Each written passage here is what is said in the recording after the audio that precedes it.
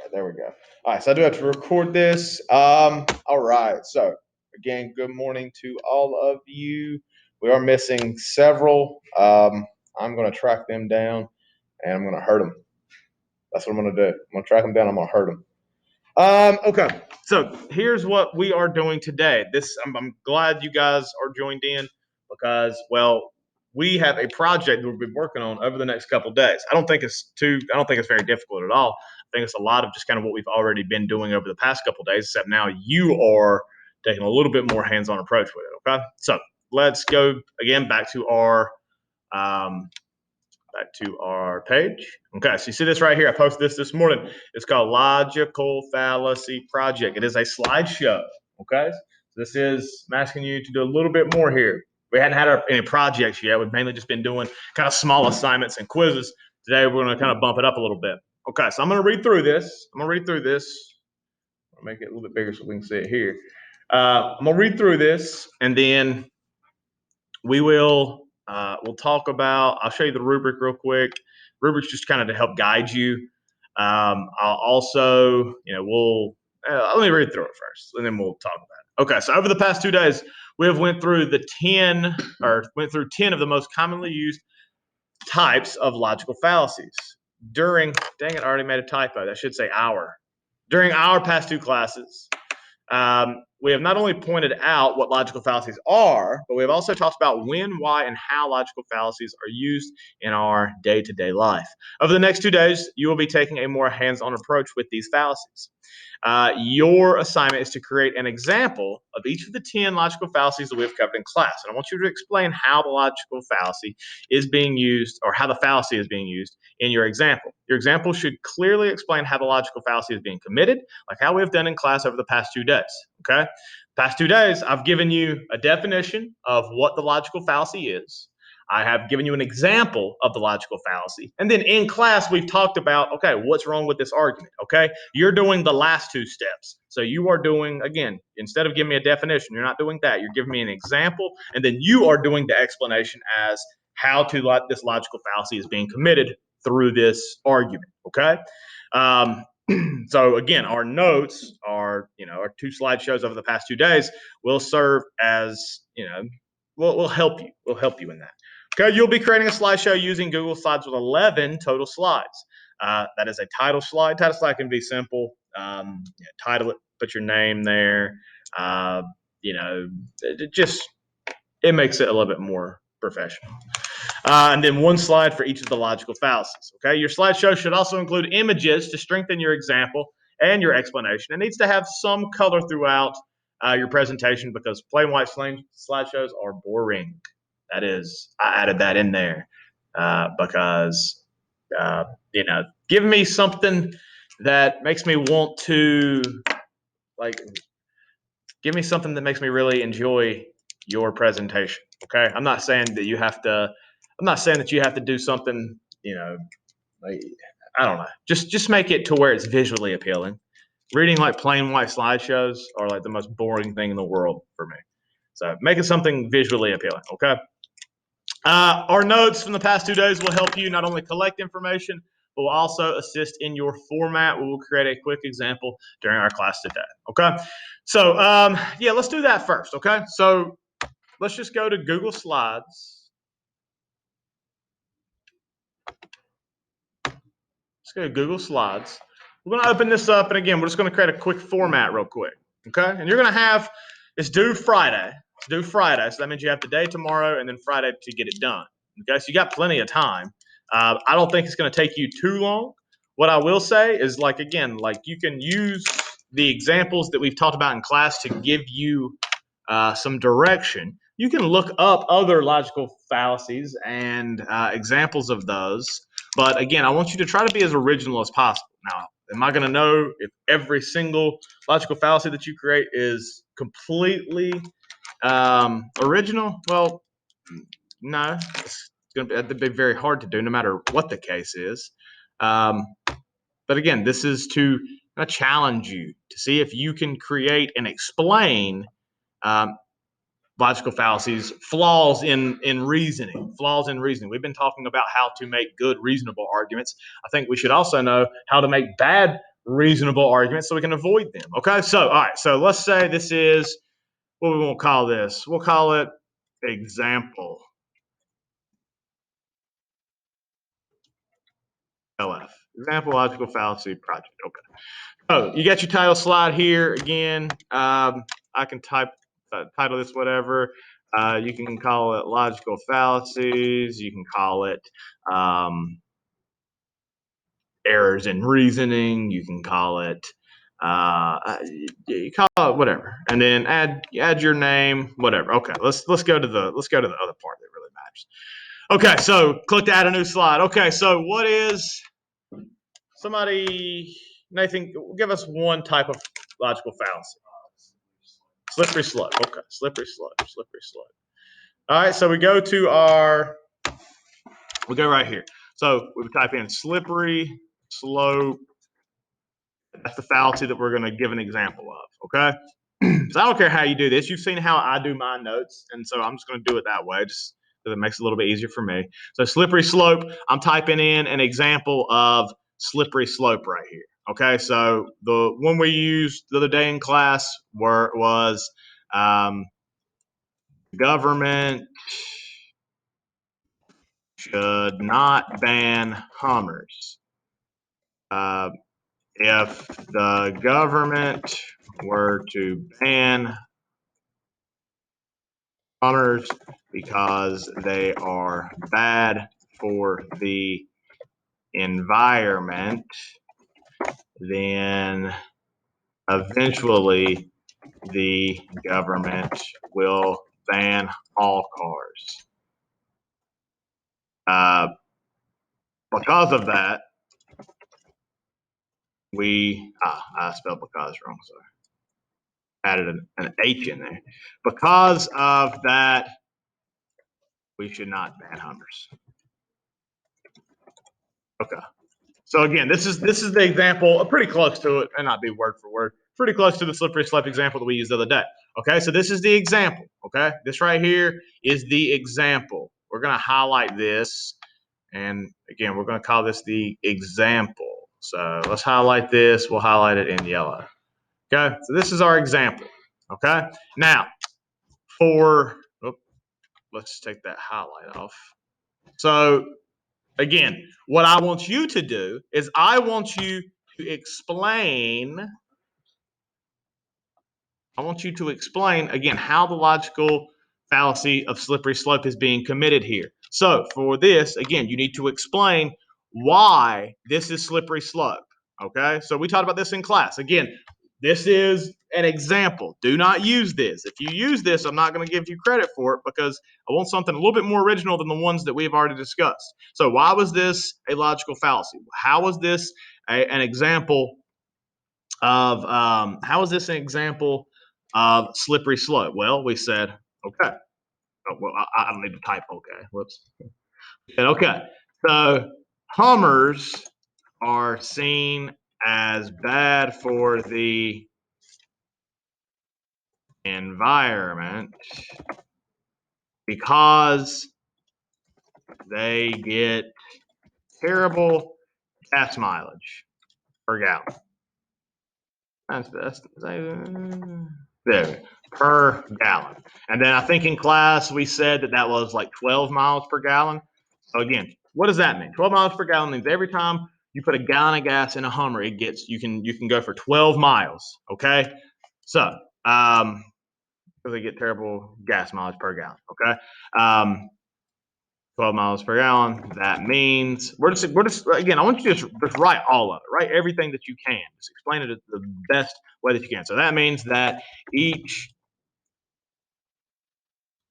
time, golly, talking over myself. That each time you put in a gallon of gas into the gas tank, you can run for 12 miles. Okay. Most cars, or let's say most vehicles, have a better average mpg, miles per gallon. We could look that up. Nathan, look up average miles per gallon in a vehicle. All right, so we'll leave that blank for a second. Most vehicles have a better miles per gallon. So 25, okay? All right, 25.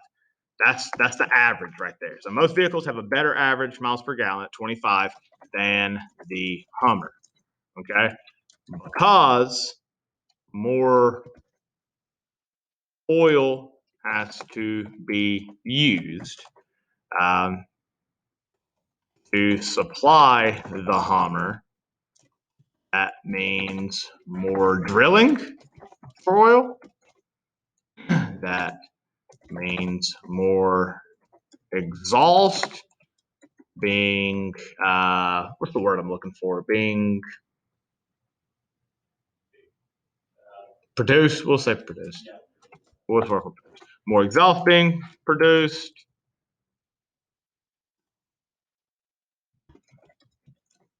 Both are bad for the air we breathe in. And also, again, the resources needed to drill for oil. So because of this, all right. So if Hummers are banned at 12 miles per gallon, then other vehicles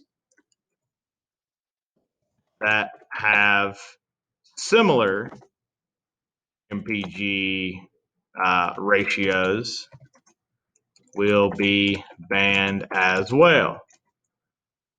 But if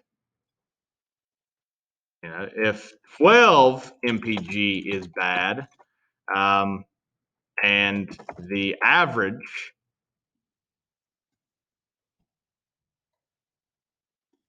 is 25, then what's to say that all vehicles under 20 miles per gallon shouldn't be banned because it's bad for the environment.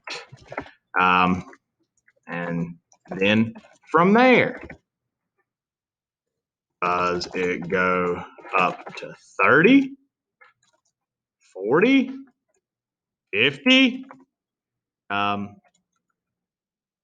And at what point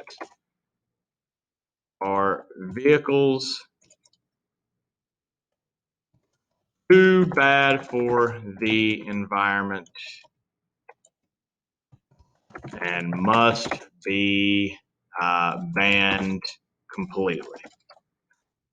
All right, so we'll add that right there. That's what this logical fallacy of slippery slope is concluding, okay? This is what it's concluding. It's saying that, okay, well, if we ban Hummers, then we're eventually going to ban everything that doesn't have a certain miles per gallon because that's like the big thing with it because, again, it gets such bad gas mileage, okay? You take that, okay, all right, well, now if it's 20, if it's 25, if that's the low end of it, okay, so every vehicle under that is banned, okay? Well, if that's still bad for the environment, why don't we just raise it to 30? Okay, well, if we raise it to 30, then how long is it going to be until it's raised to 50? And then if it's raised to 50, how long is it going to be before it's raised to 100? And then at that point, we're even going to have cars, not, even in the same like respect that we do now.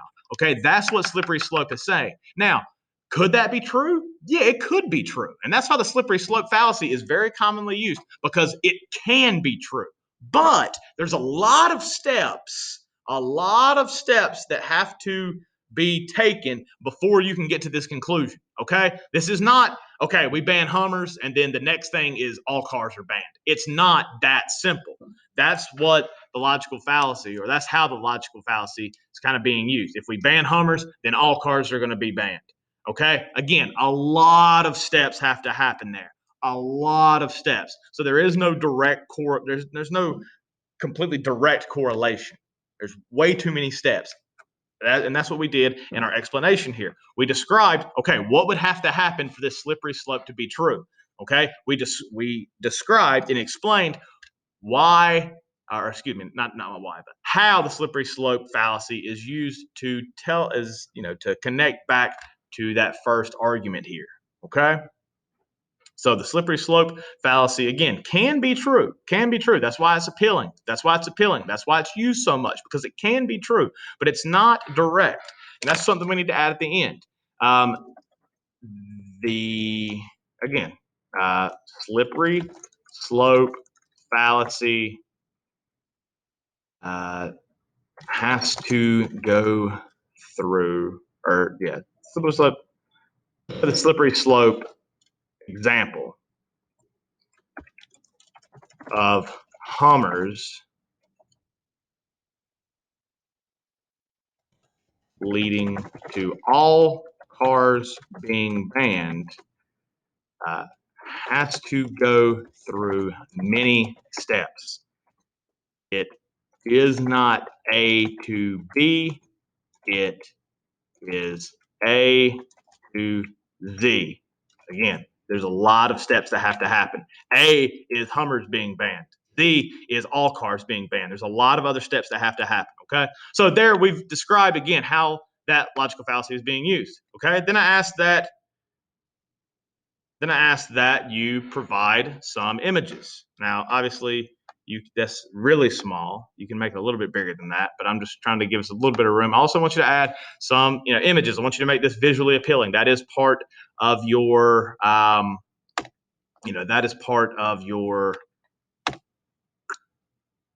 in your rubric as well. So we can go to images. We can search the web. We can type in. Let's type in Hummer. Let's type in Hummer.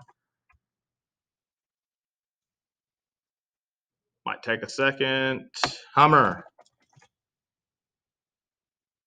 Hummer, Hummer, Hummer. Oh, yeah, we'll use that one. We'll use that yellow one right there. Let's do that. So let's insert that into our slideshow. All right, we got it right there. So that is our Hummer. And then again, we can add in a couple other images just to kind of give us a visual aid, okay? A visual aid. All right, so there we go. You've got an idea of how to create, again, your example and then your explanation. The explanation is what I really want. That's the most important part, because again, you can kind of find some of these if you need help, but it's the explanation that I want you to be incredibly thorough on, okay? I want you to, again, explain to me how you know that this is a logical fallacy, how this logical fallacy is being committed. That's the part that I am more concerned with. So again, you'll create, so you got 2 slides, boom. So you got 9 more logical fallacies to go through. We also have our presentation rubric. If we were in class, which, we were in class, we would be like presenting these. So I use kind of a similar rubric for this, even though we're not necessarily presenting. I am, looking over them. I am reading them. I'm going through them, but we're not necessarily presenting them to each other, or there would be one additional, I guess, row here that I'd be grading upon. So organization information is organized in a clear, logical way. The audience is able to follow the presentation easily. Again, if you follow the outline that we've already kind of set in motion, you'll be fine there. Content, all information is accurate. Information is paraphrased. Students demonstrate a strong understanding of the content. All right, very good. This is how you get excellent. This is how you get excellent. You do not do this. If it's, if there's some things missing, then again, that's how rubrics work. Let's see, appropriate graphics. All of your graphics provide outstanding visual examples of the concepts. Sorry, I'm trying to fix my typos. There we go. Outstanding visual examples of the concepts being discussed. Again, just give me something that helps me, just as a visual aid, really. Just give me a visual aid that is on point, that helps make your argument. Then lastly, spelling and grammar. I do look. You should take enough time to reread. I know I have a lot of grammatical mistakes at times, and guess what? I would take points off of my own work, because I have so many grammatical mistakes. I'd take points off my own work. reread, go over, make sure that it flows, make sure that it makes sense. Sometimes I get explanations that I think they're onto something, but again, the grammar is so bad. I'm not just talking about spelling. I'm talking about like actual word or sentence construction, that it's hard to tell if they're just repeating what they think that I've said or if they actually know what they're talking about. So again, spelling and grammar is important. Spelling, again, like everything should be spelled correctly. It's more the grammar that I'm more focused on, because again, like we're talking about how to construct arguments. If I was just to skip over the grammar aspect of this, well, that kind of defeats the whole purpose. Okay. So this is just, again, it's a rubric to kind of help you make sure that you know what I'm grading on. Let's see. Let me make sure. Okay. All right. So what I'll do, I'll attach this to our, to our project, like the directions. I'll post that just to give you an example, because again, we're missing several people that need to see this as well. But you're going to have today, tomorrow, and Friday to get this in. Tomorrow's class, we'll be kind of talking about this. I'll be asking you guys some questions if you need help. This is a good time for to ask questions. Tomorrow, I'll also be asking you guys to show me a little bit of what you've gotten so far. So I do want you to get started on this today. You do have some time left in class. I am going to let you guys go here just in a second, but I do want you to go ahead and get started on this so you have something to show me tomorrow, because I do want to see that you're working on this. This is one of our shorter classes. And again, most of you are at home, and that's fine. I got no problem with that. I understand, the way that things must work right now, but I want to see that you've gotten started. Okay. So if you can do that for me, you can get started and try to, even if it's just kind of setting up the outline and kind of picking out your examples, that's fine. Or you can do it kind of how we did and go slide by slide. It doesn't matter, but I want to see that you're started. I want you to have something to show me tomorrow. Okay. If you guys online don't have any questions, you are free to go, and I will see you tomorrow. Okay.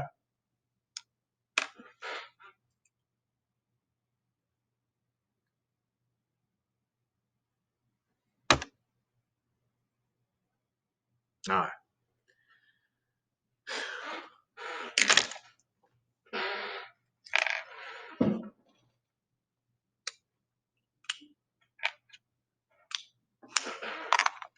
Let me stop recording. How long was that? 20 minutes?